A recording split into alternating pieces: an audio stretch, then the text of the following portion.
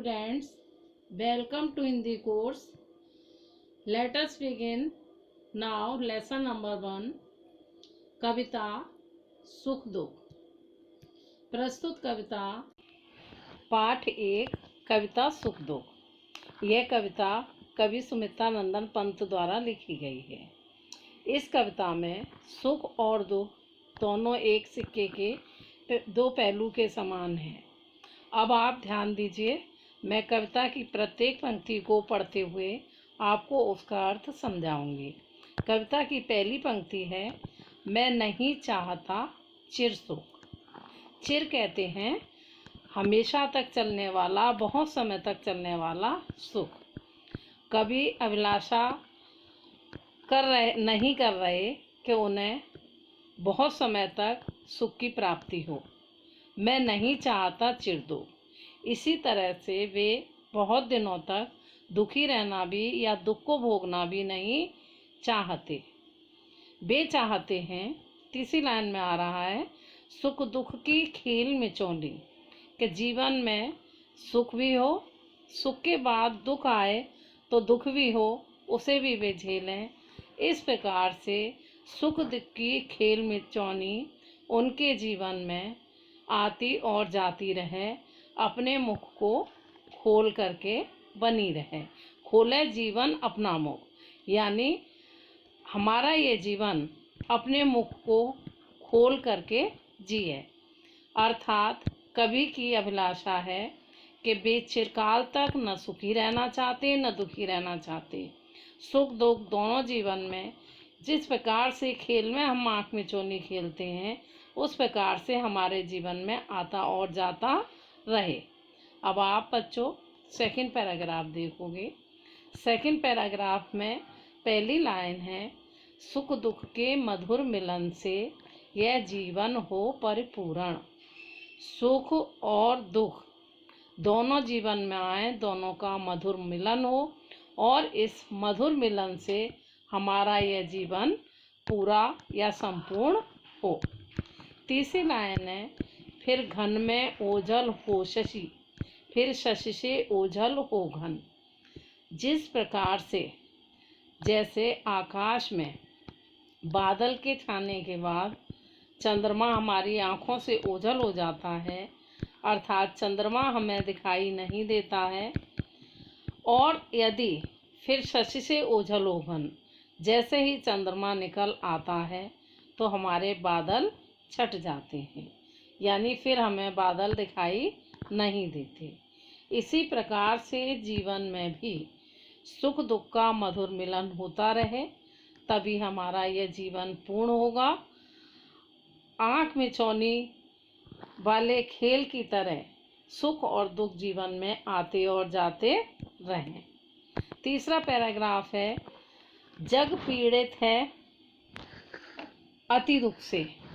ये संसार बहुत ज़्यादा दुख प्राप्त होने के कारण पीड़ा प्राप्त कर रहा है, दुखी हो रहा है।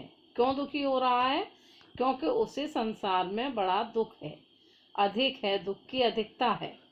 जग पीड़ित रे अति सुख से। और इस संसार में जिसे अधिक सुख प्राप्त हो रहे हैं, वह भी सुखी नहीं है। वह भी क्या है? वह भी पीड़ित है, वह भी दुखी है। वह क्यों दुखी है? कि उसके पास जो भी धन और वैभव है, वह धन वैभव कभी किसी प्रकार से उससे छिन ना जाए। अगर छिन गया तो वह क्या करेगा? यह सोचकर सुख होने के बावजूद भी वह सुख से भी पीड़ित है। तीसरी लाइन है, मानव जग में बट जाएं, दुख सुख से और सुख दुख से।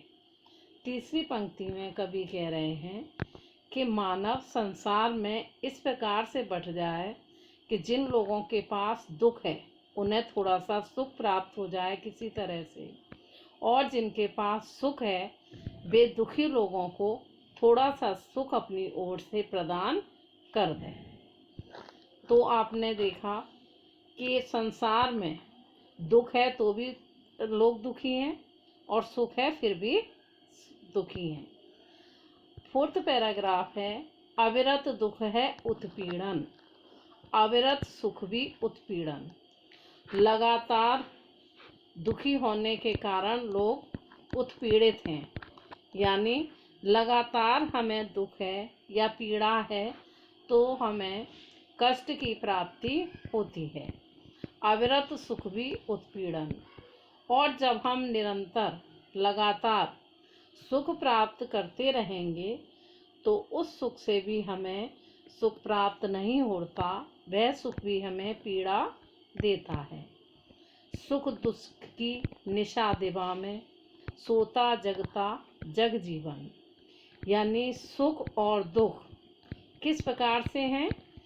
रात और दिन के समान हैं। दुख रूपी अंधेरी रात के छटने के बाद सुख रूपी दिवस हमारे पास हमें प्राप्त होता है। सोता जगता जग जीवन।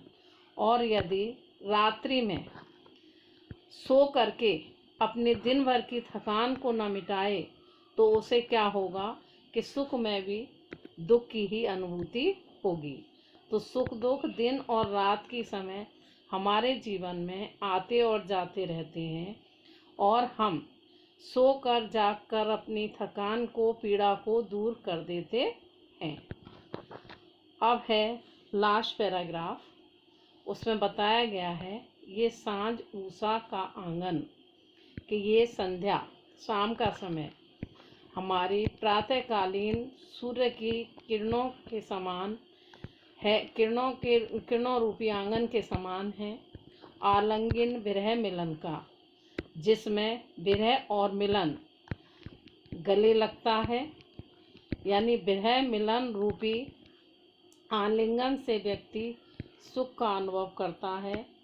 चिरहास अश्रु में आनंद।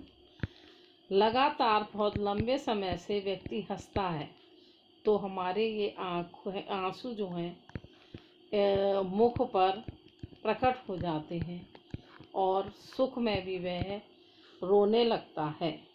रे इस मानव जीवन का, और यही इस मानव जीवन का सत्य है कि व्यक्ति न तो चिरकाल से चले आ रहे दुख से सुख प्राप्त कर सकता है और न चिरकाल के सुख से उसे सुख की अनुभूति होती है। तो बच्चों, इस प्रकार से आपने इस पाठ को पढ़ा। इस पाठ में सुख और दुख को जीवन का निरंतर चलने वाला चक्र बताते हुए ये समझाने का प्रयास किया है कि यह हमारे जीवन में आते और जाते रहते हैं। हमें अपने जीवन में इन्हीं से संतुलन प्राप्त होता है।